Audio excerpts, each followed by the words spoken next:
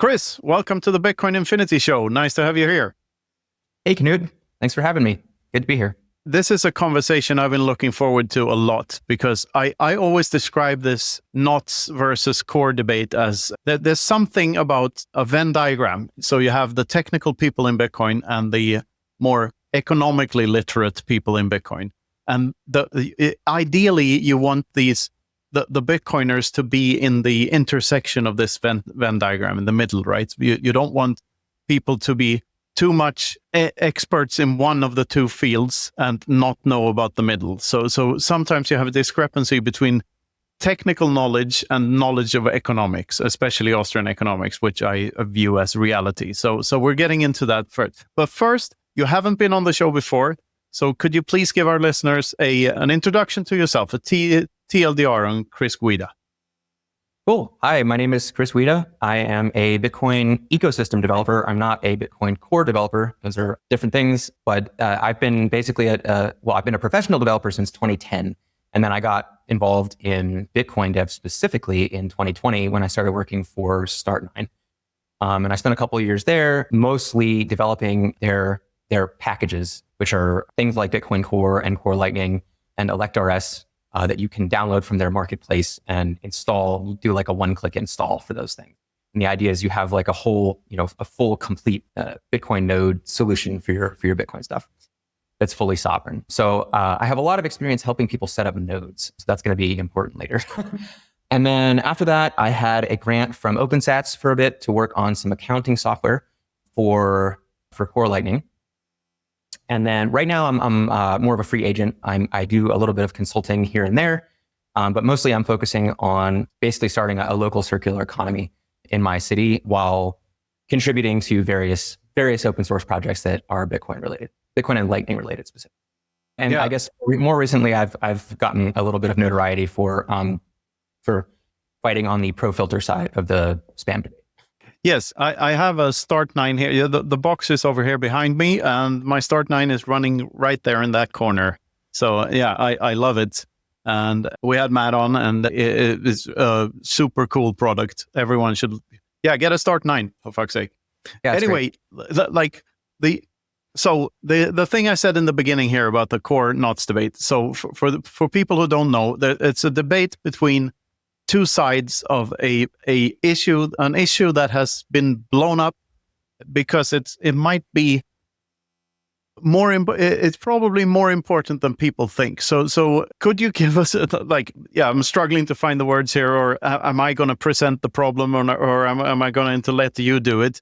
And I think it's better if we let you lay out for us what this whole debacle is about, the op return debate and the core version 30 that is coming out, that is blowing out the default settings for the op return to increase it from 83 bytes to 100,000 bytes, right? So can you flesh that out for us? What the issue is here? Yeah, so it's a pretty big and complex, nuanced issue with a lot of moving parts. And it's also a conflict that has been going on for a long time. We had a similar conflict about a decade ago over exactly this same thing when the op return limit was actually introduced. And Luke Dasher was sort of the main player, or one of the main players back then as well. And you basically always had kind of the two sides of this debate, the kind of more permissive people who kind of think, that transaction fees are sufficient to prevent spam on Bitcoin. And then there's the more restrictive side or more conservative side that says, well, no, we transaction fees help, but filters are necessary because transaction fees are not sufficient to prevent spam. And so back in 2014, there were some shitcoin spammers, just like there are now, who were trying to stuff data into the blockchain. And it's pretty obvious why somebody would want to do this. Bitcoin block space is you pay a single upfront fee, and then your data is hosted and available for the rest of eternity, and no one can ever censor it. So I think the value proposition of storing data in the Bitcoin blockchain is obvious. And I think that because Bitcoin is a payment network, we're supposed to be using it for payments, but these payment transactions don't have as much, in my opinion, don't have as much economic demand as data storage transactions in terms of sats per V byte. So if you have a level playing field and you have data transactions competing versus payment transactions, the data transactions are going to win every time, because the value that an individual can get from storing data in the Bitcoin blockchain is effectively infinite, right? Because the data is hosted forever. So back in 2014, basically some core devs were like, no, we don't want your spam on Bitcoin. But there's more harmful ways to store spam and less harmful ways. So the more harmful way is to store it in what's called the UTXO set. And maybe your listeners are aware of this, and we can talk about that if they're not. A lot of them are, not all, but yeah, I think they know there's more and less than your spam. So this is why OpReturn was introduced, right? To Right. give some space on the blockchain for people to store like a note next to the transaction. Right. So, yeah. And the way that some people are putting it now is, we're giving them a waste basket. We're giving them a little place to put their garbage. Yeah, I think I tweeted something like that at some point. Like instead of you have your mailbox and you're getting a lot of advertising in your mailbox, and therefore the Core version 30 version is to install a giant waste paper basket next to it and said, please put your shit here. And that's not necessarily going to happen. Yeah. Anyway. So the way that I see it is there was a small wastebasket in 2014, which was this 40 byte OpReturn limit, which was then changed to 80 bytes in Bitcoin Core. Notably in knots, it stayed at 40 bytes. But this time, so as you said, Core 30 removes the limit. And so kind of what it looks like is, oh no, we didn't make the wastebasket big enough, because they're still putting, they still might put waste, they still might litter, right? So we have to make it a bigger wastebasket so that they'll notice it more or something like that. And they'll be incentivized to put their waste there instead of somewhere more harmful, like in the UTXO set. So basically, just to kind of round out the summary of what happened, basically Vitalik and some other people who were trying to do sort of general computation on top of Bitcoin by storing arbitrary data in the chain, basically went to war against the core devs and gave up, because they were like, okay, well, obviously, it doesn't make sense for us to launch our shitcoins on top of Bitcoin if the Bitcoin devs are constantly going to be fighting us every step of the way. So first they were just like, all right, we're just going to go on Prime Coin, which was this other coin. And then Vitalik was like, wait a minute, I can make a bunch of money if I just make my own blockchain. So that was Ethereum. And then basically the shitcoiners just went to other chains for an entire decade, practically speaking. I mean, there was some stuff with Counterparty that happened, that was pretty easy to ignore. It didn't cause high fees. It didn't cause UTXO set bloat. So that was kind of the status quo up until Inscriptions were discovered in 2023.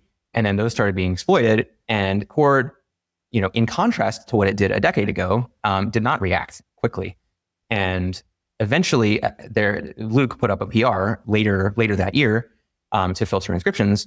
But by that time, there was a lot of economic activity built on top of Inscriptions. So this was the BRC20 spam attack, which we saw in 2023 and 2024, which is sort of the main culprit of the damage that was caused to Bitcoin, and is sort of the main reason why there's so much anger and frustration at Bitcoin Core right now, because basically they allowed this attack to happen, and they continue to allow it to happen, and they haven't made any moves to do what they did in 2014 and show hostility to the spammers and say, hey, we're going to keep fighting you every step of the way. So it seems like there's been a big shift in Core's thinking around spam, in their kind of their disposition towards spam. And whereas before they were very hostile to spam, now it seems like they were sort of neutral to spam in 2023 and 2024. And then with this most recent change where they were like, all right, we're going to get rid of the OpReturn limit, it seems like they're switching to effectively pro spam, right? Effectively friendly to spam. Like, hey, all you shitcoiners,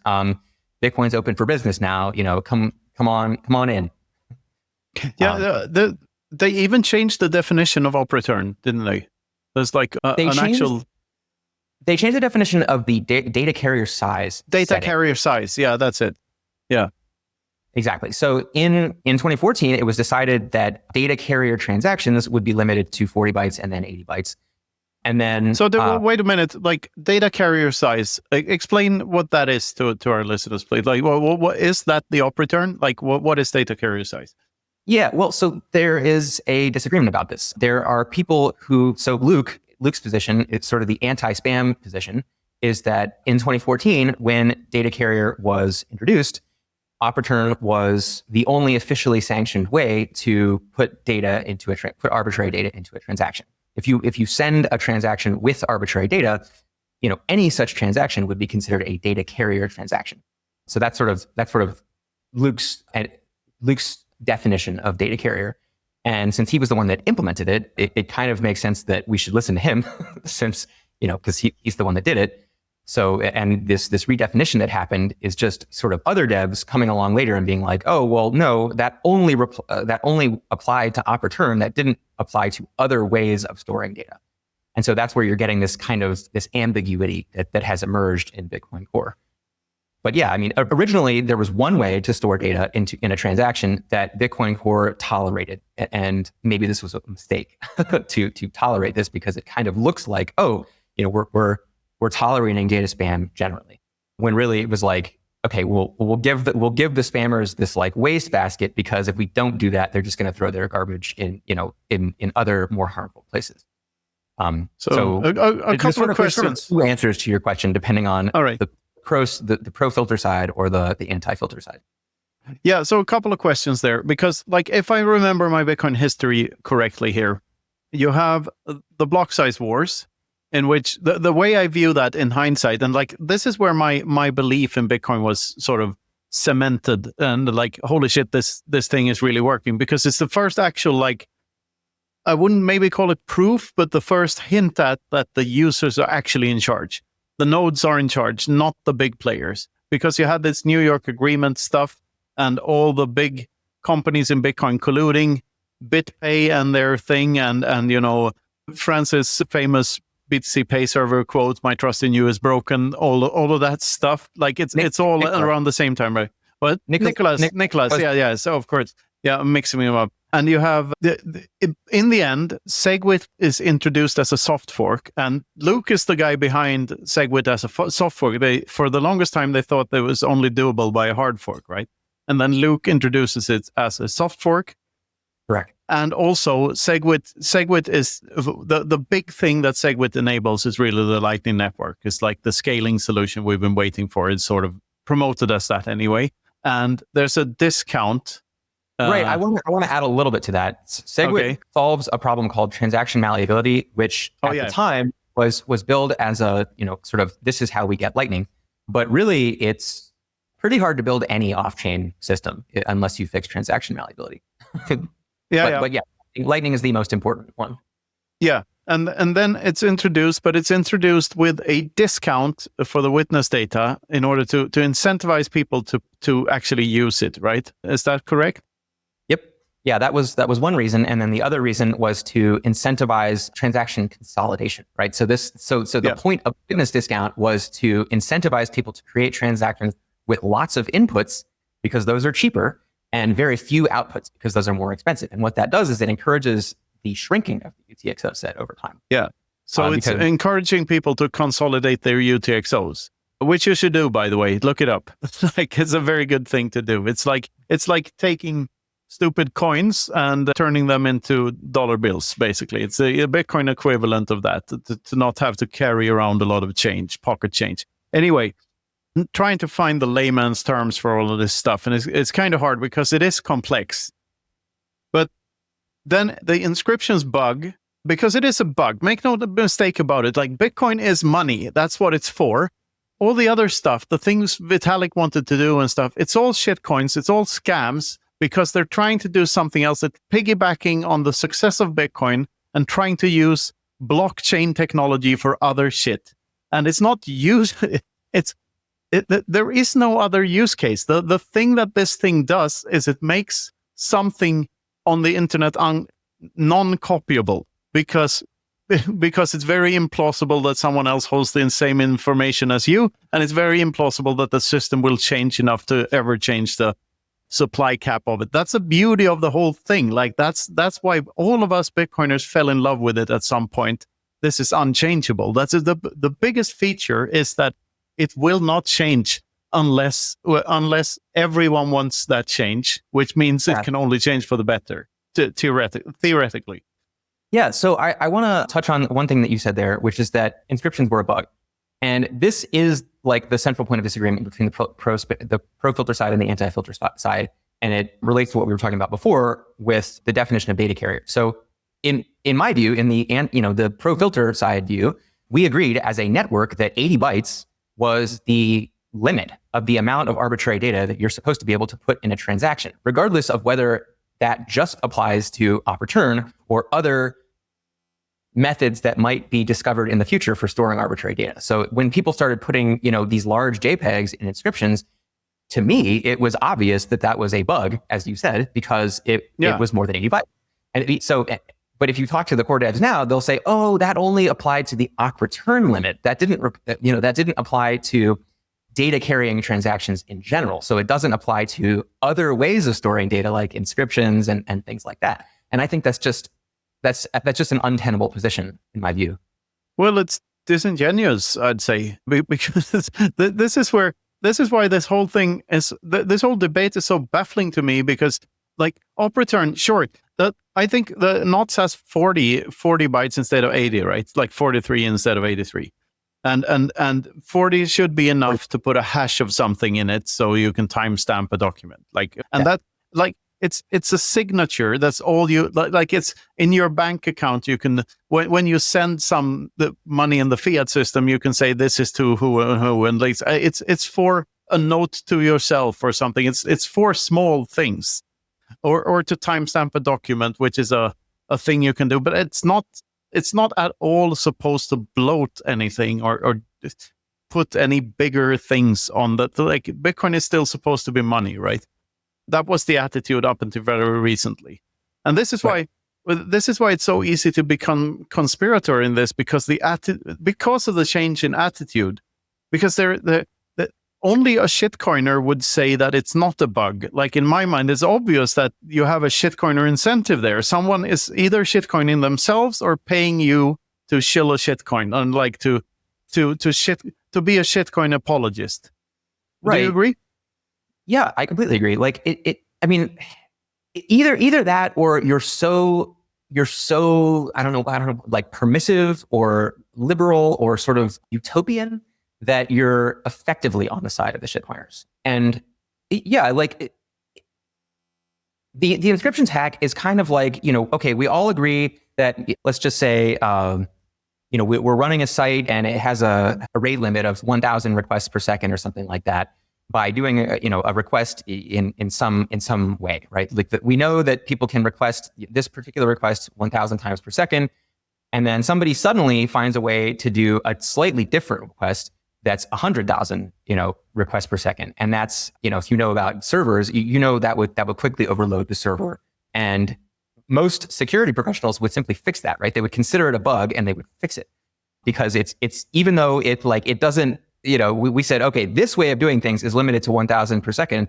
That doesn't, like, the fact that you found a way around it doesn't mean, oh, this is a completely different thing, and now we have to come up with a consensus as to what to do with this new thing. It's like, no, we just treat it like the old thing. The new thing is an exploit, right?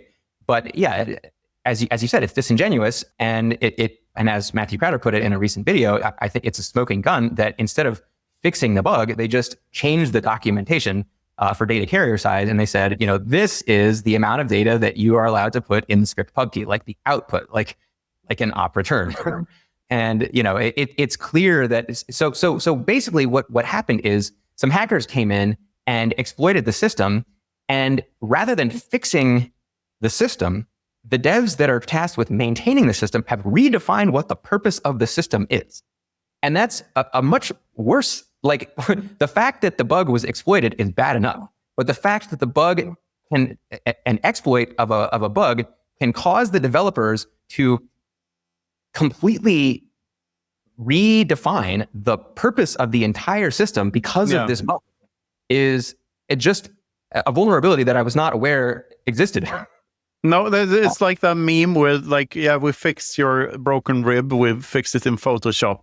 And the other analogy I can think of is the definition of vaccine that came out during the pandemic period. Like we're going to change the definition now to not to something that definitely protects you forever from a disease, but something you have to take a booster shot of every 3 months and give us money. Like it's very much the same thing. No, so this is the problem is deeper and more historically significant than like Bitcoiners was sort of ignorant. Like I know that I pushed for Taproot, for instance, but in hindsight, because I saw the perk was like it would increase privacy, right? Because you could do coin joins more easily or something, or the length of some. I don't remember the nooks and crannies of the whole technical aspect of it, but it sounded good enough to me. And everyone who was pro SegWit was pro Taproot. So I admit I sort of followed the flock on that one. And in hindsight, we should have stayed more vigilant and done our homework better, like people like me. And so the funny thing about Taproot is that Taproot really didn't change much. The only thing that it changed, so SegWit is sort of the place where the vulnerability was introduced.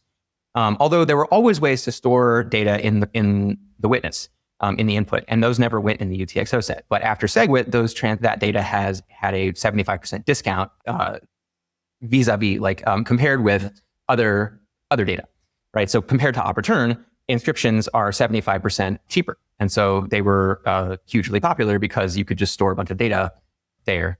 Well, in more harmful ways. So SegWit versus Taproot in terms of how. So the vulnerability was really introduced in SegWit, and there were actually ways to do inscriptions without Taproot, and they would have been considered standard. But what Taproot did is it lifted the limit on the amount of junk you could put into an input in a single transaction, and so because it made it like slightly easier to exploit. It is kind of amazing that, SegWit was activated in 2017 and inscriptions were only discovered in 2023 and started being exploited. So it was like 6 years while this it could have been exploited, but wasn't. So there's that suggests there's just a lot of slack in the system. Wasn't there a similar thing like way back when, like even before the whole op-return thing, like in 2013 or something? I think Giacomo talked about that at some point, like the colored coins thing, maybe? Isn't that similar? Yeah, exactly. So in the 2014 op-return wars, which you can read about, there's a great article from BitMax Research on this. There were all of these shitcoiners that were trying to do colored coins and Omni protocol and master and counterparty, all of these on-chain token meta protocols, for lack of a better term. So those were around then, and we kicked them out then, and now they're back, and they're not much different from how they were. It's just basically we let them go for longer without doing anything about it. So now, now they have this whole industry that's built up around shitcoining on chain, whereas last time we were much faster with dealing with it. So that's the only difference. Yeah, and they have already caused a lot of damage. It takes longer to download whatever's in the time chain from after February 2023 to up to now than everything before that point. So that should tell you something. It of course increases the cost of starting up a new node, and that's super bad. But there's so much here to talk about. There's the minor centralization aspect, and so let's just explore. Is Core 30 in your mind? Is it an existential threat to Bitcoin or not? How bad is this? I mean, it could be, right? It's a slippery slope to a situation where Bitcoin could die, and there's a couple of different concepts I think that you need to understand before you can sort of get there. But the first one I already mentioned, which is that I think, in my view, the data storage use case, it has much more demand. Absent filters, right? If we didn't have spam filters, data transactions would completely dominate block space. So that's number one. Number two is that, I guess that's, So that's number one. And then number two is what happens to Bitcoin if 100% of the transactions on chain are data and 0% of them are payments? I would say at that point, Bitcoin is dead, right? I would say Bitcoin is no longer money. It's a shitcoin. It's not even a shitcoin, right? It's like, I guess it's a shitcoin. Yeah, I mean, it's no better than Ethereum, No. at best, right? And at worst, it's nothing at all, right? If you don't have some kind of monetary meaning attached to Bitcoin, there's no reason to even use it for data storage, right? Because at that point, what are you even? You're not buying secure. It's no longer secure. It's no longer a secure data storage. And the whole point of storing your data there, which is that it's censorship resistant for the rest of eternity, that disappears if Bitcoin is no longer money. So it's this parasitical use case that can become the dominant use case, and then once that happens, it kills all of the rest of the use cases because then Bitcoin it's literally a parasite that could kill the host. Like that's what it is. Like spam is a parasite that could kill the host, but by asphyxiating it, like by strangling it to death, basically.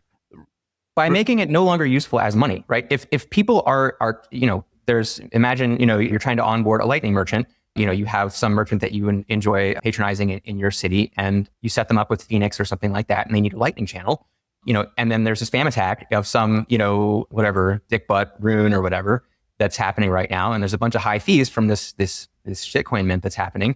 That merchant is going to have a terrible experience, and they're probably not going to do it in the first place. So, and again, the reason why we've had as much success as we have is because we've had spam filters. And, so if we rip out the spam filters, we can expect the situation to get a lot worse. There were months at a time, I'm sure you remember back in 2023 and 2024, where, the fees they went above $10, above $15 for days, weeks, months at a time, and so, it just, at some point, you're like, hey, everyone, use this Bitcoin thing. It's money. And then they go to use it and they can't use it as money. So is it really money? I had a CoinJoin stuck for 3 months during that period. So and there was nothing to do about it. Like as I was exploring this whole mempool space had a bribe the miner function thing. But of course it was much more money than I had put into the CoinJoin in the first place. So it's really awful. And this is a point that I would like to hammer in so hard into people. Like when houses are used when real estate is used as a store of value, or as I prefer to call it, medium of exchange over time, then real estate becomes less good at being houses for human beings, because they're now being used as money. So no one lives in them. They're just being owned by some billionaire somewhere. Right. The inverse of that is true for money. If money is used for anything else than a medium exchange over space and time, that is for saving and sending and receiving, then its functionality as money is being destroyed by the other use cases. And for Bitcoin is obvious because it's costly. It becomes costlier to run a node. It becomes costlier to do anything else. When there's a ton of shitcoin activity on the chain, the fees get costlier, and it's just costlier to use the money, and it's crap for everyone. Right. And I would like to draw a distinction between the store of value function and the medium of exchange function. You kind of said, I think you said that medium of exchange means that they can save it and they can also use it. Yeah. I mean, medium of exchange over space and time is how I view it. You either trade with other people or you trade with your future self. But it's two sides of the exact same coin, in my opinion. Okay, that's an interesting view. I think I might disagree with that because, all right. Yes. So I think that there are many assets that are a good store of value, like you said, real estate, also something like gold, that are not necessarily a good media of exchange. So things that would be useful for commerce. So obviously, a house is not useful in commerce unless the thing that you're buying is the same value as your house. I guess you could lend against it or something like that. There are complicated ways that you could use your house as a medium of exchange, but I think the difference is important to point out because I think the reason why we have the US dollar, I think the reason why we have the fiat standard is because gold is a bad medium of exchange. If gold had been a good medium of exchange, then people would not have put all of their gold into banks and trusted the banks with the gold and allowed them to run a fractional reserve, et cetera. And of course, the other thing is that once you have those IOUs become a very convenient medium of exchange. So that's what happens. You had IOUs for gold, which was the dollar, and then you had a complete separation between the IOUs and the actual underlying asset. And so now we have two assets, right? We have gold, which is a good store of value, and we have the dollar, which is a good medium of exchange, but a poor store of value. So right now we don't have a single asset that's both a good medium of exchange and a good store of value. But I think that Bitcoin can do that. I think exactly. that Bitcoin, that's how I view it too. And sorry for interrupting here, but that's sort of why I like this framing of medium exchange over time and space, because gold, medium exchange over time, fiat, medium exchange over space, but they lack the other function. So okay. So you're saying that store of value is kind of like medium of exchange over time. It's from a praxeological standpoint, because you can't store value since value is dynamic and subjective. So store of value is kind of confusing from a basic praxeological thing. And also, like, both Mises, Rothbard, and Hoppe had a definition of money as purely as a medium of exchange. But what they're leaving out from that is that inflation is absolutely not allowed, because they only talked about commodity money, never this credit money bullshit, which look, the credit money requires a commodity. Like, it's always, you're supposed to get something in return for that if it's now credit, like, but they always leave that out of the argument. So commodity money is the only thing that makes sense, and therefore it does store value in the sense that it's a medium exchange over time, but it doesn't really. But storing value is sort of, this is semantics, I know, but it's okay, my pet little argument. Like, yeah, but I think it's an important distinction, again, because I think that the reason why Bitcoin has any value at all is because Bitcoin is better money than gold.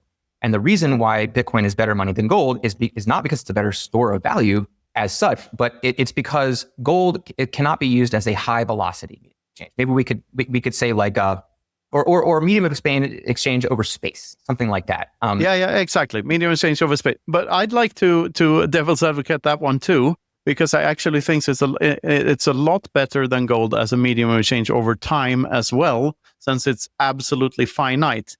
And gold does, the supply of gold does go up when the price of gold goes up, but in Bitcoin we have the difficulty adjustment algorithm, and that ensures that will never happen. So like, it's even better than gold at that, and even better at fiat, because fiat isn't final settlement, so fiat doesn't count.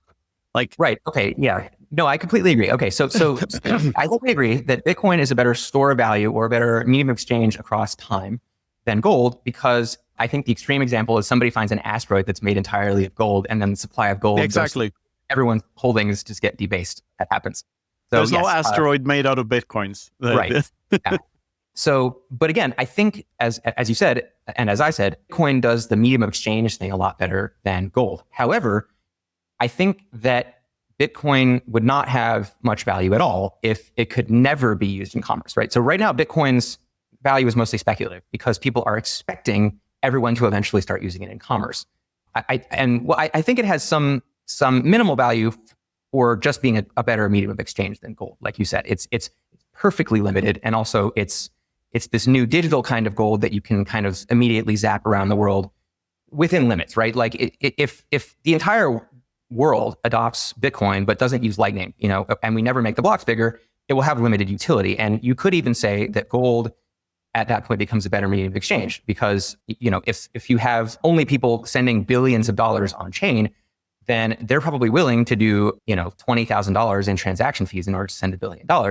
Whereas sending gold might be less than that, right? Sending $1 billion worth of gold, I don't know how much it costs to send $1 billion worth of gold, but you would have storage and transportation and insurance that you would have to pay for. And at some point, I completely agree. I completely agree with this. It needs to be both. Otherwise, but that's why I like the medium exchange over space and time, because they're two sides of the same coin. You literally can't have one without the other.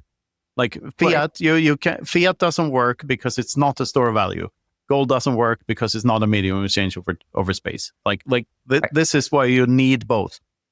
Right. And so the reason why I think Bitcoin has any value at all, really, is because there's speculation, which I think is reasonable, right? That Bitcoin will become a better medium of exchange than the US dollar. If Bitcoin does not become a better medium of exchange than the US dollar, there's really no reason for merchants to switch from using the dollar to Bitcoin. And so if that's the case, right? If it's objectively the case that Bitcoin will never become a better medium of exchange than the US dollar, then I would say we're not really doing anything here. Bitcoin is kind of a scam at that point.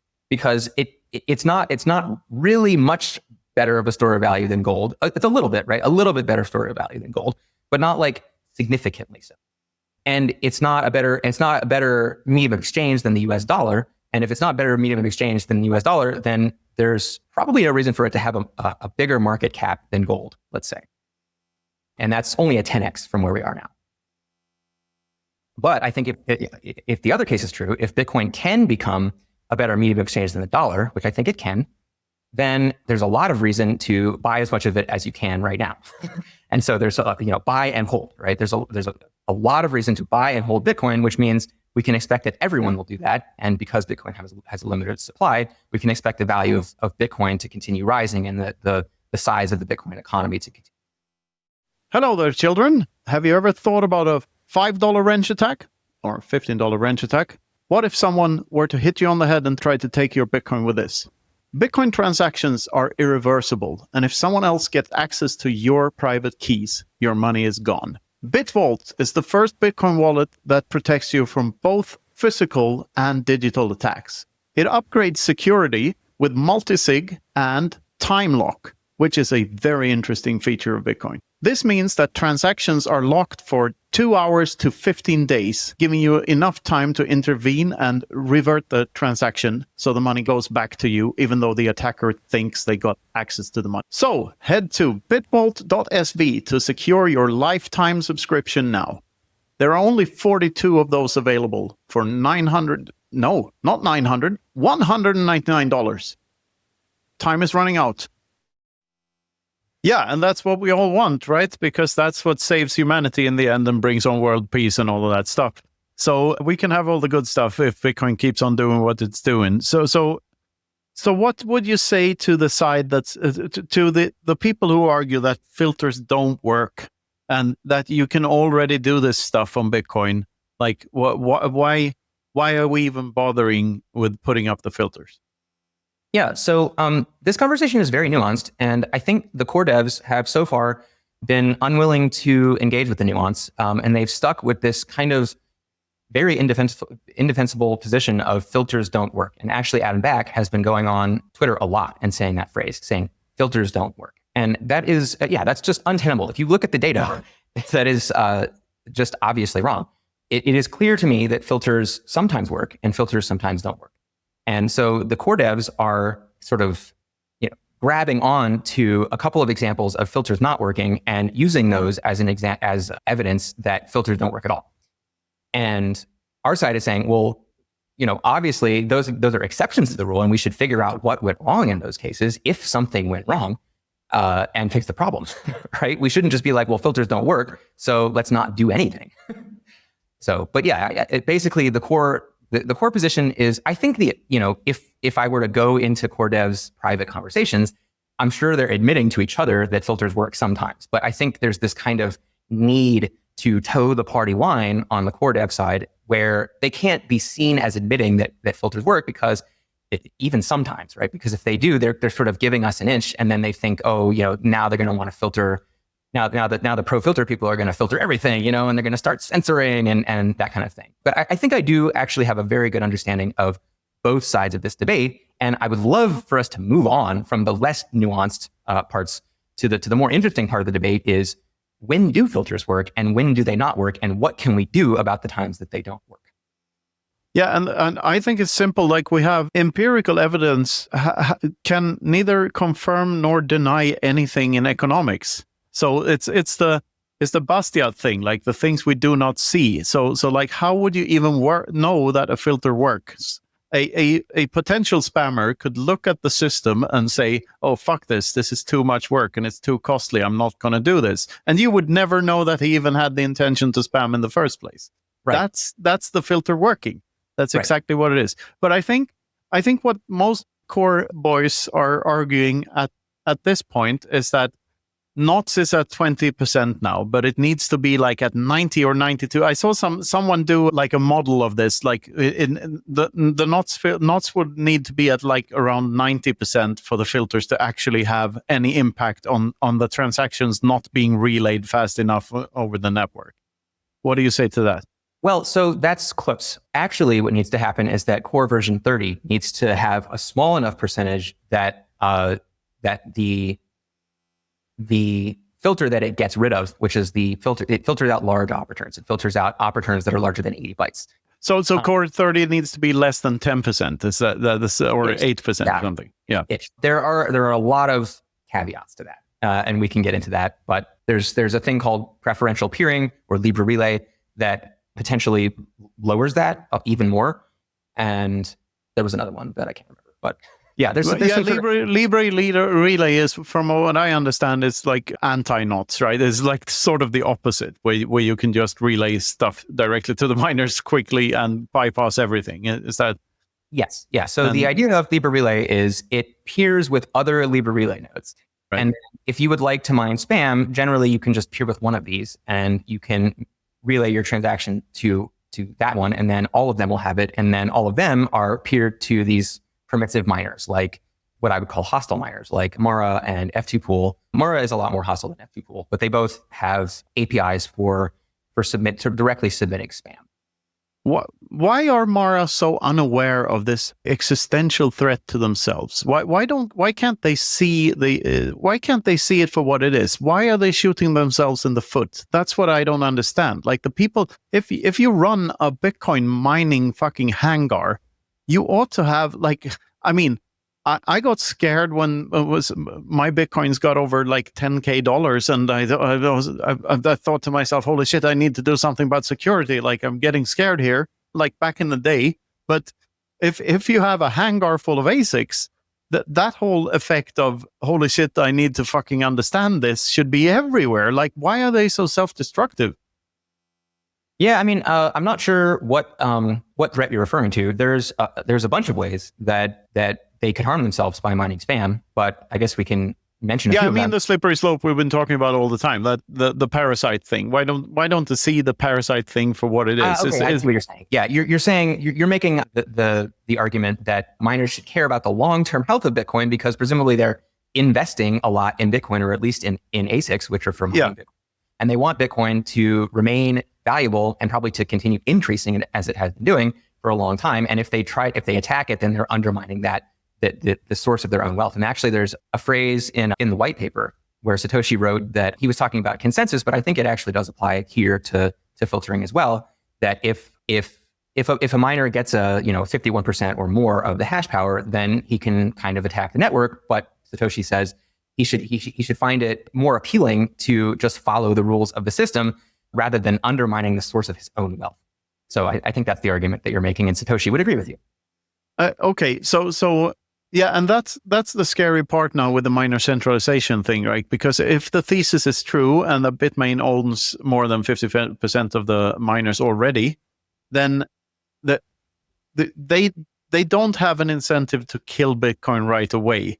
But it's not that ironclad, super defensive incentive structure that Bitcoin is supposed to have that is preventing it from happening. It's just their goodwill at the end of the day. Well, they don't want to kill themselves, but they could, if someone was like threatening the family of the owner of the thing, they could, like, there's a potential that there are other attack vectors introduced when the scaffolding is, more fragile than we thought it were.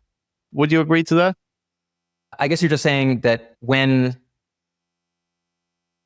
Yeah, you're saying that mining is already kind of concerningly centralized, and that it may not be guaranteed that a majority of the hash power is honest even right now. Is that kind of what you're saying?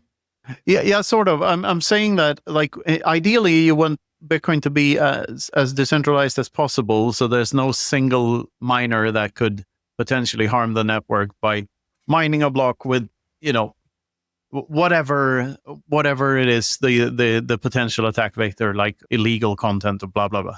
But yep. So right now there is still an incentive structure. There's still an incentive for the miner not to do that, but we're sort of relying on the goodwill of the miner, and that the miner is not captured by someone who wants to, like, there's a bigger attack vector for a 3-letter agency to, like, actually kill Bitcoin when the incentive structure is this way. Yeah, so a lot of the difficulty of Bitcoin is that the only kind of exact metric we have as to consensus is miner signaling. And this has been a source of conflict and frustration since the beginning. we really don't know what percentage of the mining hash power is honest and what percentage of the hash power is not honest, unless, unless there's some kind of consensus conflict like there was in the Blocksize War, where, as you mentioned, Bitmain, they and their friends, I guess let's call them, controlled a majority of the hash power at the time, and they still do. And at that point, there was an attempt to change the consensus rules. And although a majority of the hash power was favoring, let's say, SegWit 2x, for example, or larger blocks in some way, a hard fork to larger blocks in some way, they ended up not getting what they wanted because, as you mentioned in the beginning, the nodes are actually the ones that control the network. And actually, ultimately, I think it's the capital that controls the Bitcoin network. Because if you have a fork, then you can sort of have a vote, right? You can kind of see, okay, what capital ends up betting on this fork versus this fork. And then usually the hash power follows the capital because the hash power wants to end up on the coin that has the market value. And it doesn't want to be stuck holding a bunch of coins that end up worthless. So that's the whole consensus mechanism that makes it so secure. Yeah, and in the Blocksize Wars, they were selling like futures of these things, right? So you could the miners got cold feet when they saw where the money wanted to go, because the Bitcoiners didn't want the stupid increased block size fork.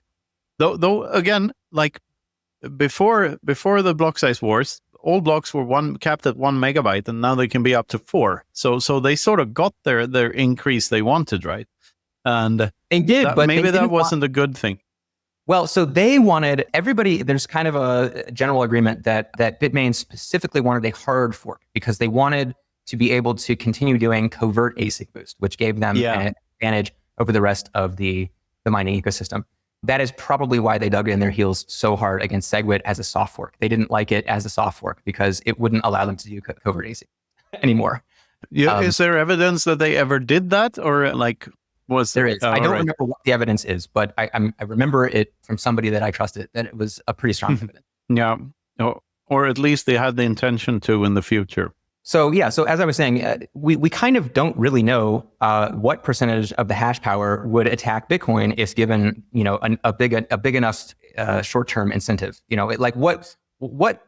How big of a what's their price of corruption? How big of a bribe does some bad actor have to give them in order to get them to act against Bitcoin's long-term interests to further their own short-term interests? Yeah, and thereby their own Well, you basically have to threaten their families or something, I think, because otherwise a miner would just follow a miner wouldn't want Bitcoin to die. Well, I don't know if threatening their families. I mean, that sounds like, I feel like there's in Bitcoin, we have this kind of anti-violence philosophy where we say, we can sort of fight things out in the digital realm rather than going back to the old way, which is the physical realm and physical violence. And, violence is always the fallback, in case all of the other ways of coming to consensus fall apart. But I think, Satoshi invented a mechanism that makes it much easier to come to consensus without violence. So yeah, I would hope that people's families wouldn't be getting threatened. But no, of course not. But if everything falls apart, then I guess, we have to go back there. I mean, that's said this on many occasions too, that the consensus mechanism of fiat is world wars. Whoever wins those gets to decide what the reserve currency of the world is. And so we fix that at least, hopefully.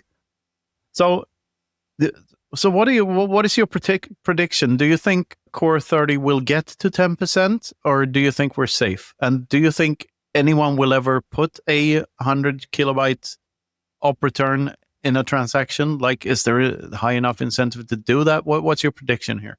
Yes. I mean, as I said, I think there's huge demand for putting large files in any size files in Bitcoin because again, that data will be persisted for the rest of eternity, if Bitcoin works, if Bitcoin ends up working, and it will be uncensorable for the rest of eternity.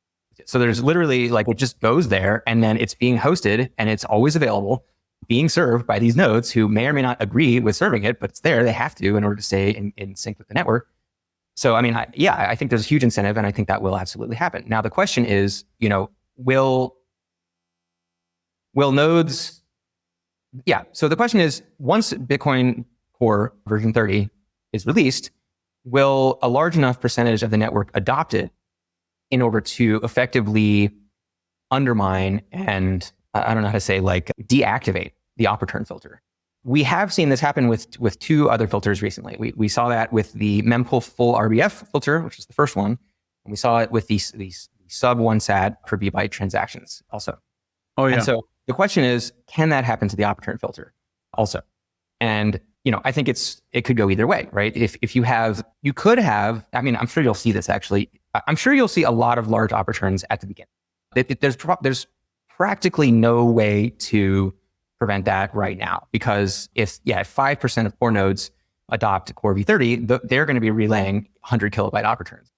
And then if Libra Relay is sort of a sub network inside of Bitcoin Core of a bunch of sort of pro spam friends, as it were, people who want to promote spam on the Bitcoin network, and they're working together in order to make sure that those transactions can get to miners. And so they're going to continue operating, and they're going to continue trying to make it as easy as possible for people to put large op return in the blocks. Now, the crazy thing is that the core devs who wrote this feature are saying we're not going to see any increase in op returns once the filter is lifted, which is their position is just absolutely contradictory. They're saying, out of one side of their mouth that lifting filter will not cause any more op return usage. And on the other side of their mouth, they're saying, well, we want to incentivize more op return usage because right now there's perverse incentives causing people to store things in fake pub keys. And so by making the op return limit larger, we're going to cause a migration, hopefully, from fake pub keys to op returns. So they're both saying that the filter is working and that the filter is not working at the same time. And I still have yet to talk to a core dev about what is the resolution to this contradiction. It's not a contradiction. So all of that is to say, even core devs can't really seem to decide what's going to happen when Core V30 is released. So either there will just be an immediate outcry and nobody will adopt Core V30, which I think is ideal, because then, we can just we could just nip it in the bud, right? And then at that point, we might see a shift to make inscriptions non-standard as well. If the other thing happens, so if, Libra Relay's subnetwork is strong and coordinated enough and effective enough, and if enough people adopt Core V30, we could see a lot of op returns, large op returns. And, and the bad case scenario in my mind is that, some degen makes some stupid shitcoin protocol on top of large op returns, which they've obviously done in the past. So BRC20 was a shitcoin protocol that was designed on top of witness data, which does not go in the UTXO set. And so first of all, people that argue, storing data in op return is not going to bloat the UTXO, enabling people to store data in op return is not going to bloat the UTXO set, is trivial to refute, because you just look at the example of BRC20, they were storing their data also in data that doesn't go in the UTXO set, and yet their protocol ended up tripling the size of the UTXO set. So that was the main culprit of the slowdown that we saw in Raspberry Pi nodes syncing. Because of a ton of microtransactions, I guess. Like the from the little tiny outputs where I think I need to look into it a little bit more, but I think they were the ordinals protocol has this thing where you have to certain Satoshis are valuable. And so you have to keep those Satoshis separated from the rest of your money. And then that creates all these extra UTXOs or something like that. No, and this is the biggest confusion, which I wish there was more backlash to this, because the only thing that makes Bitcoin function at all and valuable at all is the Satoshi. Nothing else is internally important to the system. It's how the system pays itself and its users, and it's the thing that's used as money.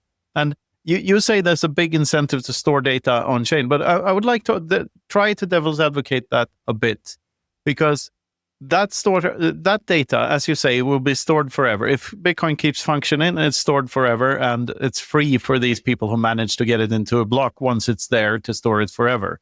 But it is also visible to everyone on Earth forever. There's nothing private about it, because it's right there for everyone to see at all times. So in comes the discussion about the, ownership of information, which you cannot really own information. All of that is I think intellectual property laws are bullshit to begin with from a strict Austrian perspective. and copyright laws and so on and so forth, because technically you cannot own information, because if you copy it, you have a copy of it. You didn't steal it from my brain. So I would say that any inscription or ordinal or BRC token, it's akin to owning a star in the Andromeda galaxy, because you can say that you own it, but your ability to interact with it is exactly the same as everyone else on Earth. You cannot really do anything about it, except this star that you're looking at. If you're looking at through an Inscriptions telescope, it also fucks up the telescope and makes the star uglier for everyone to look at. And that's the analogy here. I don't know if you'd agree to that. Yeah, I think this is actually an issue that's at the heart of the conflict, and it comes down to the is-ought distinction. So there's what is, and then there's what ought to be. And what is a sort of bottom-up thing. It just kind of happens. And then what ought to be is where humans and consciousness come in, and they sort of try to direct things in a way that is good. And I think you can apply this to both the divide between the core side and the not side, where the core side says, well, Bitcoin is just data storage, and the fee and the protocol says that all consensus valid transactions are legitimate, and so we shouldn't fight the free market. If the free market wants to store data in the chain, then they should be able to do that as long as they pay the fee. But then there's the other side that says, well, but Bitcoin is money, right? That's the telos, right? That's the ought, right? Bitcoin is money. It ought to do money things, and it ought not to do non-money things. And so, coming back to your question about property and ownership, you can see property and possession both ways, right? You could see it as, okay, I own this information, I have this secret, and that gives me a certain set of permissions over a certain set of UTXOs. Or you can see it as, well, I own that thing, and I have ownership rights. I have private property rights over that thing. And so other people are going to recognize my ownership over that thing, even if my possession, my functional or logistical or physical possession of that thing might be in question, if somebody can somehow exploit the permission system to gain control over something that I consider my property. And so I think you can both view both issues from both angles. So it's definitely a fertile ground for discussion. Yeah, I think this is literally why I view the Satoshi as completely different from everything else that has existed before it, because you cannot own if you take the thesis to be true that you cannot own information, because information is just information. It's not. So first, the distinction between ownership and possession. So ownership is your legal relationship with an object. Possession is simply you being in control of the object. Like, I control this coffee mug right here, right now, and I could give it to you, and you could say, I could still say I own it, and I could say, this is my coffee cup, and I could ask you, Chris, can you give it back, please? And then you have two options. You can tell me, of course you can, or you can tell me to fuck off. And thereby, you don't own it, but you stole it, so you're in possession of it. Now, a Satoshi, on the other hand, it's neither, because you can act as if you owned it, because you find it improbable that someone else knows the secret, the private key, that you do, or knows the location to it, or the password, or the 12 magic words, or whatever. You also find it implausible that the system will change to such an extent that it will be valueless in the future. So therefore, you can act as if you own the Satoshi.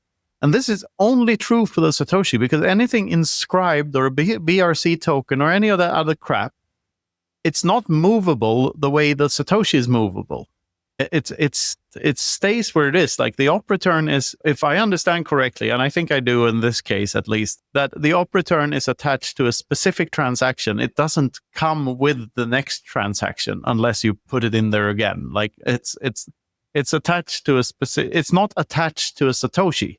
A Satoshi is not even a thing. It's just like a number attached to a UTXO, and it doesn't actually move. It's just a way of measuring how much you appreciated the person you gave the Satoshis to.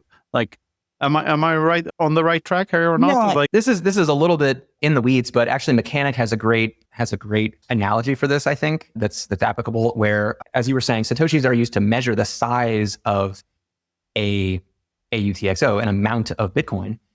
There aren't individually identifiable Satoshis. They're a metric. They are not a thing. This is similar to like if what did Mechanic say? Like there's 100, what is it? There's 100 milliliters of water, there's 100 I use the metaphor in El Salvador, like a centimeter doesn't change just because you measure your dick with it. Like, right. It's pretty, that's what it is. And that's why this whole thing is so absurd, because like Bitcoin, it's the Satoshi is fungible because it's just a number. It's not attached to the data in that sense. Like, so token doesn't really make sense either. It's information. It's just ones and fucking zeros. It's not a token. I don't know if this is as strong of an argument as some of the people on our side seem to think. I think so that Bitcoin is a particular way of seeing data and proof of work, and the consensus protocol of Bitcoin enforces that view. But if we all decide, tomorrow to view it in a different way, then that becomes the reality. And so so ordinals is a mathematical protocol that allows you to order Satoshis in this way and to individually identify Satoshis. And you can do that as long as you agree with everyone else who is doing that, which Satoshis are which. But not without a third-party website, right? Not without a third-party website. It's not ordered inside. Right, but what I'm saying is it's a consensus system within those third parties. Those third parties who all agree to define Bitcoin and to view Bitcoin through that lens, for them, it's real. For us, it's not. We're Bitcoiners. We're the ones running the network. We don't care about what they're doing. And so we don't see those as having significance, but they do. And if their way of viewing things became the dominant way of viewing things, then you could put that lens into Bitcoin Core, and you could have that be consensus. Like, these ordinals are in this order and have this data attached to them, and that could be the consensus protocol. It isn't, because that's ridiculous. That would hurt fungibility, and its only use is shitcoining. But there is a potential reality in which that's possible. I don't think that's a very strong argument. I agree with you that the Bitcoin protocol sees it the way that you see it, but I don't agree that it's impossible to see it in a different way. No, I can buy that it's all in the eye of the beholder, and it's just so obvious to me that something built on top of the robustest system available can never be as robust as the system it is built upon. Like, of course not. Like, but again, it can. So things that are not consensus features can become consensus features later. So there's nothing preventing that. And actually, that's how consensus forms. Is somebody comes up with an idea, they say, hey, I would like to view Bitcoin transactions this way instead of, this new way instead of this old way. And then if everybody agrees to view, so SegWit is a perfect example of this. When, SegWit output, so if you run a pre-SegWit Bitcoin, it will see SegWit outputs as anyone can spend. So what that means is that anybody can spend that output. So, basically what SegWit as a soft fork does, which is the thing that Luke Dasher came up with, is that it basically tricks old nodes into seeing spends of those things as, well, it doesn't trick them. It enforces some additional rules on those outputs that old nodes don't enforce. So the old nodes say, whatever, anybody can spend this. And if there was some miner that came along and spent those outputs and mined a block, then the old nodes would consider that block valid. However, there's a supermajority of the hash power has signaled that they are enforcing the SegWit rules, and so they're also telling you that they will reject that block. So what SegWit was exactly what I'm talking about. It was a change from just an idea into a consensus rule. It's like, hey, we have this way of viewing things right now, and we're going to have this other way of viewing things, and as long as we all agree to view things in that new way, that becomes the real new way. Yeah, I see that. I see that. It's just that if the new way includes any type of shitcoin or any type of other asset built on top of Bitcoin, then we have proven to the whole world that the 21 million limit didn't really mean that much in the first place. And there goes the value proposition of both things. Like, to me, it wouldn't be Bitcoin anymore if we had a consensus around that BRC20 tokens were an actual thing that all Bitcoiners were forced to believe in, had any staying power. Like, I think like there must be some kind of limit. I mean, of course, human beings are human beings, and we can come up with all sorts of stupid ideas, and they can gain a lot of traction. That has happened. History shows that clearly. But if we want Bitcoin, which is such an intellectual project to begin with, and requires you to be able to think in very abstract ways to begin with to understand it. Like, it already requires sort of the intelligence to grasp that the Satoshi is sacred. And then again, the shitcoiners, I think that most of them get this, but they don't care because they're just interested in becoming fiat rich fast and buy Lambos and crap. I have a question about you seem to be asserting that if Bitcoin were to activate support for token protocols, so token meta protocols by consensus, if we were to fork in official support for assets, then this would somehow inflate the 21 million limit. And yeah, no, but like, let me point out why that's an interesting conversation is because there are a number of protocols that already do that on Bitcoin, and Liquid is actually a fork of Bitcoin that has that. So that is a potential future that we could have. I think I disagree with your assertion if I understand it. No. Well, then I didn't express it clearly enough, because I'm just saying that to me it's obvious that the token built on top is not as robust as the thing it's built on top of, and it can never be. Like, of course it can't, because like it's like I built a house on top of a house. The house that was on top of the house would not be as solid. Like, it would crash before if the house below crashes, then the house on top crashes. Like, it's sort of the thing. Like, if you're building something on top of Bitcoin, and I agree, we can and ought to. Like, I love Lightning and Liquid and Arc and all of these things. They provide a lot of functionality, but it's not base layer Bitcoin, and it shouldn't be. So what I'm saying is more like, how can anyone ever believe that those things built on top can be more valuable than the thing they're built on top of? Yeah, I mean, I think that's just a market thing, and I think I think all of the shitcoining and all of the gambling that you see in our world today is mostly an artifact of the fiat money printer. I think that I think if people had more productive ways to invest their capital, I think they would do those things. But the fiat money printer makes everything basically unproductive except for Bitcoin and gambling, basically. So gambling for short term and Bitcoin for long term.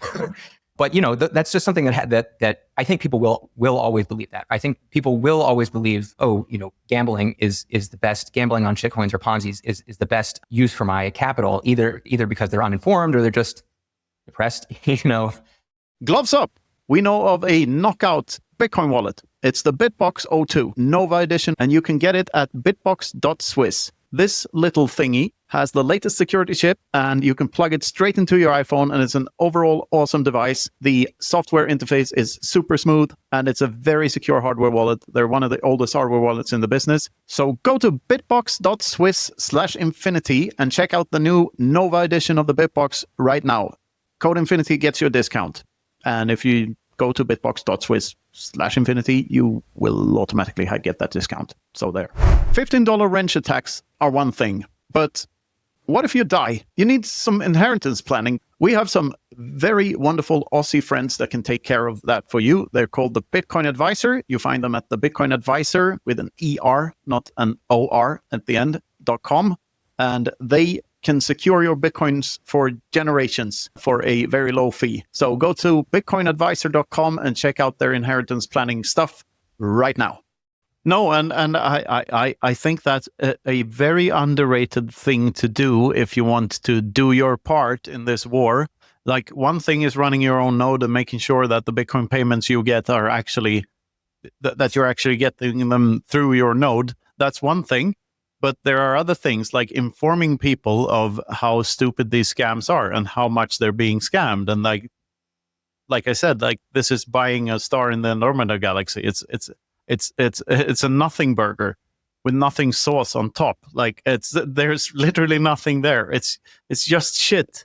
And I think that's an underrated like activity for pro nuts people to just like rug the spammers' fucking income because they're gonna run out of gullible people. I mean, the reason in a way, in hindsight, it was great that the shitcoins existed for as long as they did, so that they didn't do this shit on Bitcoin. It's much better if they do it on their own chains and don't fuck with our thing. But now they've run out of customers, like because people don't fall for shitcoin scams anymore. I can't just launch a new token and expect to get people to buy it. Like they're not falling for it at the same scale as they did in 2017. There's no like ICO boom, but there is. So they have to reinvent themselves, and that's why they come up with this shit. And we need to point out what it is.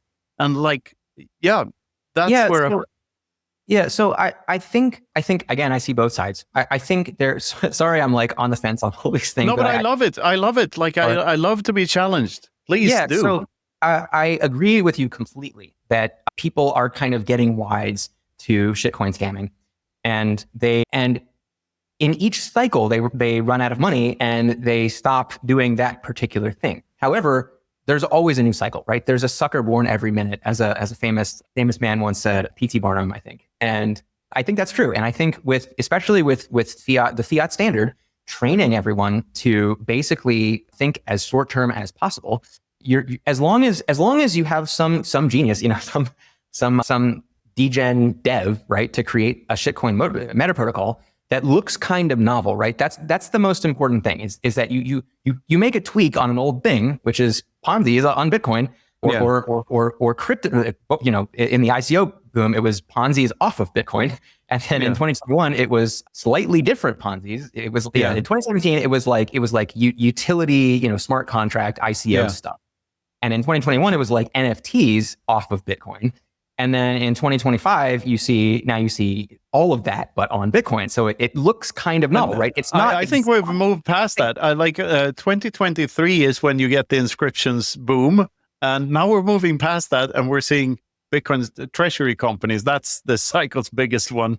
Well, but what I've seen is what's definitely true is that NFTs have staying power. Like NFTs are collectibles, and like people have been gambling on collectibles and collecting items like for all of history, and they're going to keep doing it as long as there's other people doing it, right? Like there's this kind of like hype that gathers around, oh, there's this exciting new thing, and it's art, and there's a famous artist who made this thing, and we're all gonna pretend like it's going to the moon because we want to scam people, so there's this kind of like theater that happens.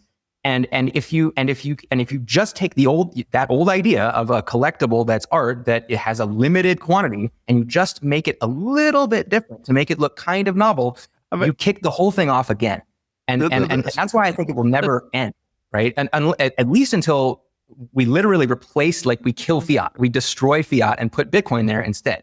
Then you probably see less of this. I don't think you'll ever see none of it, right? You'll never eliminate it. No. But might see a lot less of it. People, and NFTs, like literally these non-fungible things. I saw one of like a collection of fucking monkeys that they just issued the same fucking collection on some other shit chain, like, and it's like just proving that they weren't. And moreover, you can right click on them and copy them. Like it's impossible to own a digital picture. It's like. It's so retarded. It's like ridiculous. Right, but like, it's a shared illusion. It's the same exact thing that we were talking about with Bitcoin consensus is a shared illusion too. It's just a bunch of people who all decide to agree, this thing is valuable and we're going to use it as money and we're going to trade it for goods and services. So the NFT people do that within their little chat groups and their little communities. they go, oh, we all agree that this thing is, the best thing since sliced bread, and we're all going to buy it, and we're going to meme it into existence, and it's going to go mainstream, and Trump is going to talk about it, and we're all going to get, we're all going to be millionaires, and we'll have Lambos and girlfriends.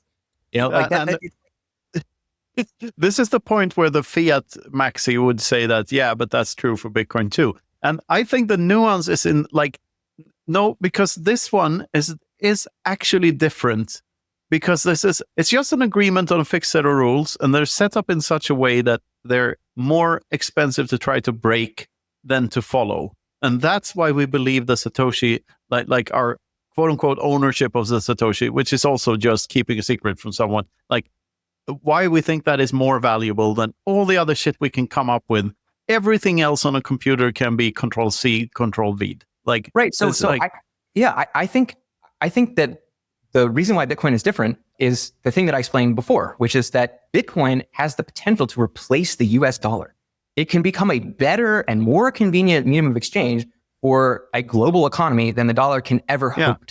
And that's what sets Bitcoin apart from all other attempts at money and all other collectibles and whatever throughout history, is that it actually might become the world's money.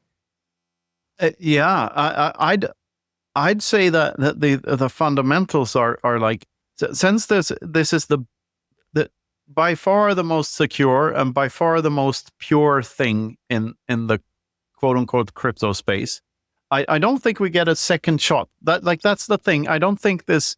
I once put it in a book 5 years ago. I put it like a resistance to replicability was a discovery rather than an invention. It cannot be discovered again, since the very thing discovered was resistance to replicability itself. So I view Bitcoin as resistance to replicability first and foremost. And the reason we would have, as humanity, we would have to converge on one thing, because you cannot do that twice. You cannot discover America twice. You cannot discover the wheel twice, and you cannot discover everything divided by 21 million twice. This is the thing. And we have to agree on that. And I think that's what makes it suitable to be what you think is different, or what you said you think is different, that it might actually take over the world economy and replace the dollar. Yeah, so I kind of agree with that. And I think we can add a lot more nuance. I think one thing that it is really underappreciated in the what's it called? The dialogue, in conversation around Bitcoin, is the role of Bitcoin's culture in preserving it as that thing that you said, right? How did you put it? The inability to replicate, the discovery. Yeah. The discovery was resistance to replicability. That's the very thing discovered. Yeah, exactly. And any replication of that, it would shoot itself in the foot. Right. And so what I'm saying is, and this is what I think, what generally speaking, the not side understands to be true and the core side does not understand to be true, which is that, yes, the tech of Bitcoin is really cool. The consensus mechanism, the proof of work, and all of that is really cool. But that only takes care of the possession side of Bitcoin. But there's also the telos side of Bitcoin. There is, what is Bitcoin's purpose? What is it for? Where should it go? And that is something that cannot be done in the protocol, right? You cannot encode in the protocol, Bitcoin must be used as money. There is no way to use it as data. There have been countless examples of shitcoin protocols not shitcoin protocols, but ways of storing images, for instance, in Bitcoin that are effectively undetectable. And there's no way that you can detect all of those potential ways in consensus.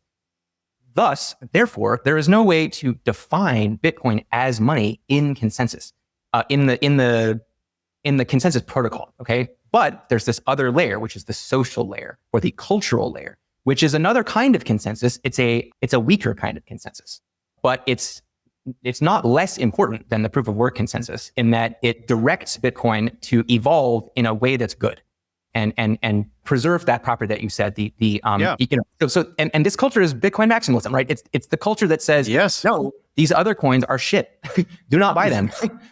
It's the layer zero. It's even important. Layer one is built on layer zero. Bitcoin would be nothing without human beings. A node is not a hardware and software. It's a guy who decides to buy the hardware and run the software. So the same is true for a miner. Same is true for everything in Bitcoin.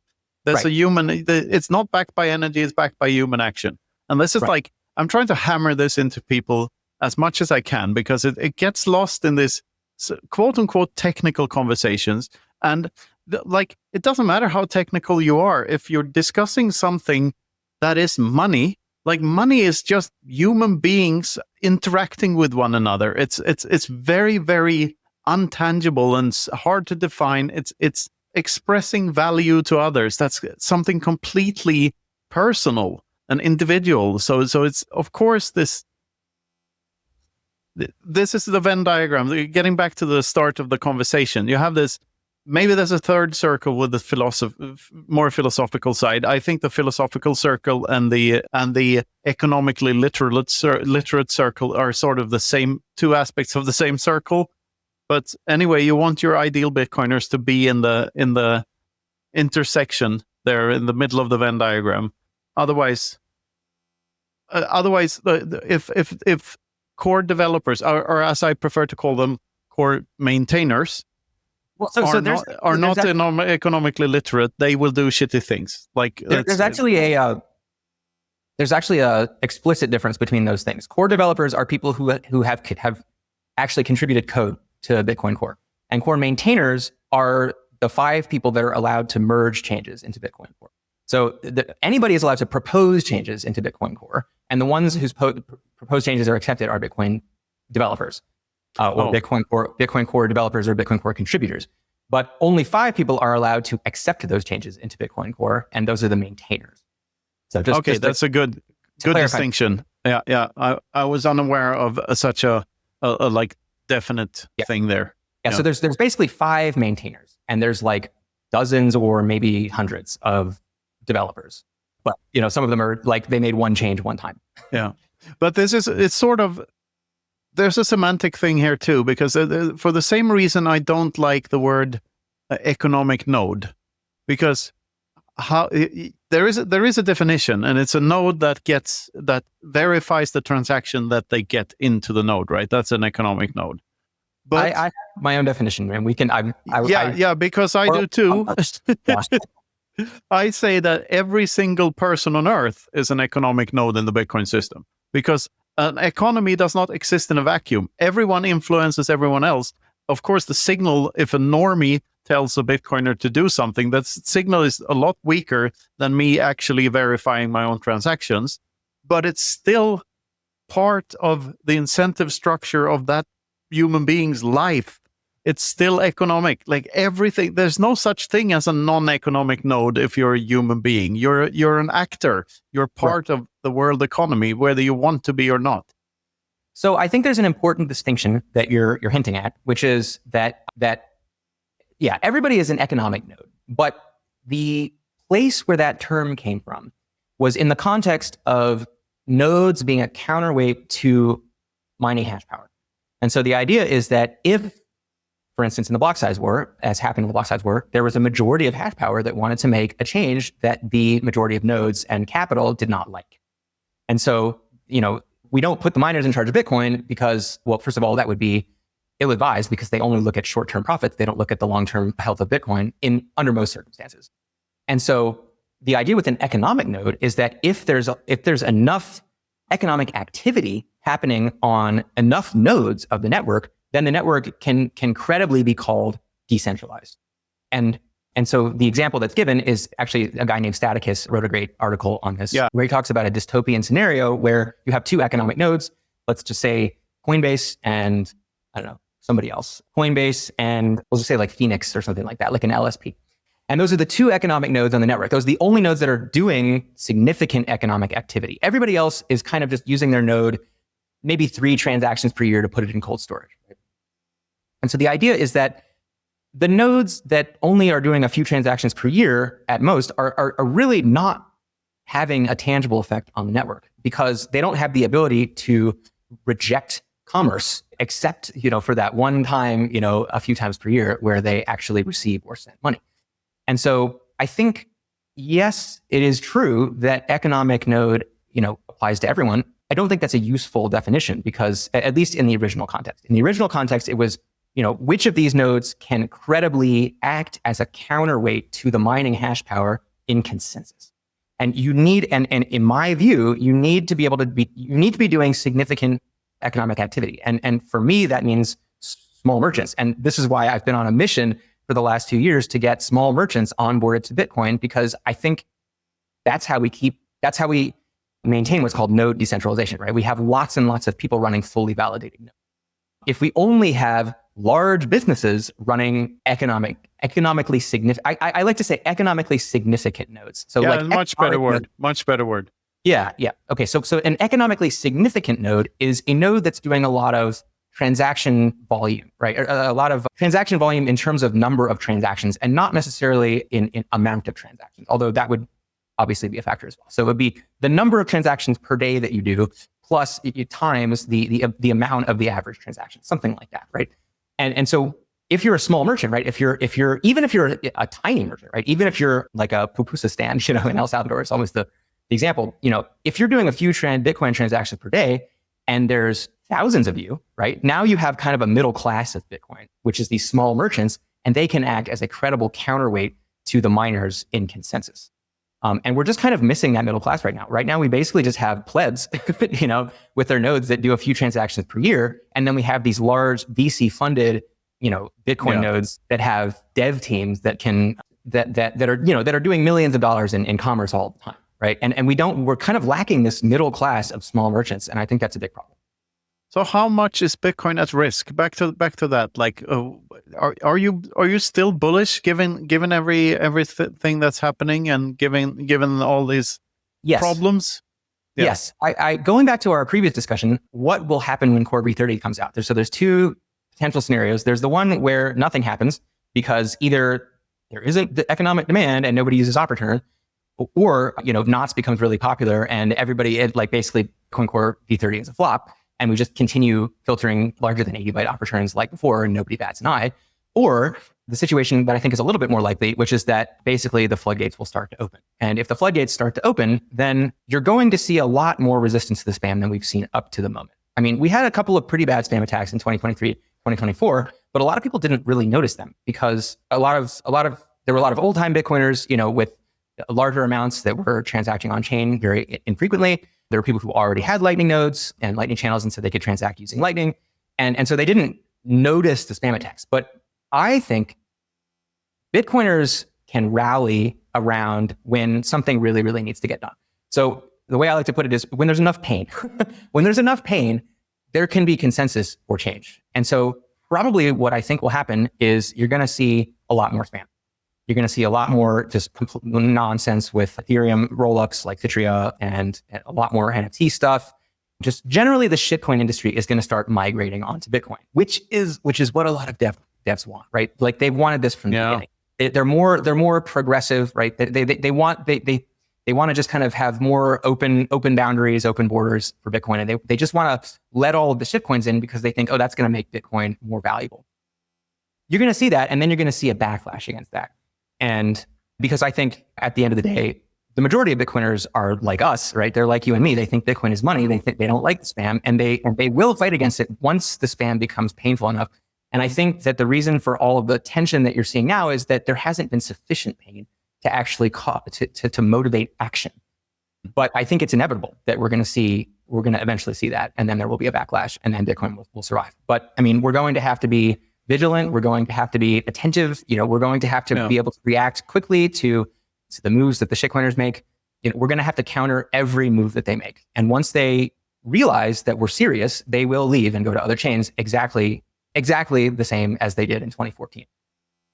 Yeah, I totally agree. And I mean, let's hope that last scenario doesn't play out, that there's enough incentive already to run knots. But even more importantly, don't install Core V30. Like, do not brush your teeth and like and subscribe and all of that I'm always talking about every day. But don't install Core 30. You want to be able to look yourself in the mirror. And friends don't let friends install Core 30. No, exactly. Friends don't. And the weirdest argument I've heard from that side is that our side is sort of, they call us authoritarian. And it's like, what? Like, don't you understand? Humanity has a shot at absolutely sound money that is good enough to last forever. That means the end of authoritarianism. Like, that's the end goal. That's what we need. Yeah. Like, money that is ruled by the people. Like, it's so frustrating. Actually, you know what's really funny is I talked to Greg Maxwell on the mailing list briefly, and he mentioned this thing that he called distributed authoritarianism. So there was a proposal to basically modularize the filters in Bitcoin Core, and that would take the actual filter code itself and put it external to Bitcoin Core. And so to me, that seems like a great proposal, because it's like, okay, well, now Bitcoin Core is no longer going to be the arbiter of what filters everyone runs, and everybody just runs whatever filters they want. And so this was posted to the mailing list, and Greg Maxwell came back and said, that's distributed authoritarianism. He likened it to, a theocracy where people get stoned to death for, sexual crimes or whatever. And yeah, he called it distributed authoritarianism. And I was like, that's amazing. That's like saying you're against everyone owning their own guns, right? You're like, because the people with guns might all agree that, some behavior, is immoral and should stop. And it's like, well, yeah, if everyone agrees that a certain behavior is bad, there should be some consequences to doing that behavior. No, right? that's distributed authoritarianism is what everyone should strive for. It sounds great. Yeah. I mean, it's a contradiction, right? It's not authoritarianism. No. That's the of authoritarianism. No, and it reminds me. It reminds me of the word discrimination, and it's viewed as a bad word, but like, discrimination is the best thing in the universe. Like, that's what property rights is. Yeah, I get to decide whoever enters my property and who to like. I need to be able to discriminate. That's like the most important thing humanity has, and everyone sees it as a bad thing. That's just a loss of nuance, right? The original was discrimination on the basis of race, or discrimination on the basis of, sex or creed or whatever. Yeah. Discriminating purely on the basis of group characteristics is obviously bad, but discrimination is good. It's obviously bad, but it's also obvious that whoever gets to decide what the group is, and of course it should be the property owner. So back to don't steal. Like, that's it. That's my morals. That it ends there. Don't steal. That also means body parts. Like, don't steal. Don't aggress against other human beings. Or don't be an asshole, right? Exactly the same thing. Exactly the same thing. Yeah. And there, I show this chart, to all of these core devs, trying to be like, look, filters work. And they're like, oh, well, that's just magic that there's this, 99% drop off right at the 80 byte boundary, which is what the filter filters, right? Like, it's not the filter doing that. That's some other thing. And I'm like, no, I think it's because when the Bitcoin network gets together, all of the Bitcoiners get together and they say, we don't want more data than this, then anybody trying that is aware that they're being an asshole. And so most people don't want to be assholes, and so they don't. And that's why the filters work. Yeah. No, it's so obvious. Anyway, Chris, we've been going for 1 hour, 40 minutes almost. This has been a great conversation. Time flies when you're having fun. I'd love to talk again. I'd love to meet you in person and discuss this stuff. I don't know if we're attending the same conference anytime soon. I think we figured out that we weren't really, not anytime soon, but we'll see each other somewhere at some point, I guess. Yeah, I'd love that too. Yeah, I didn't realize it was that long. Like you said, I'm sure I could go for a few hours. So yeah. Yeah. But anyway, thank you very much for this conversation. And don't run Core 30. That's the message. Don't run Core 30. Yeah. Friends don't let friends run Core 30. So this has been the Bitcoin Infinity Show. Thanks for listening. See you in the next one. Thanks, Knut.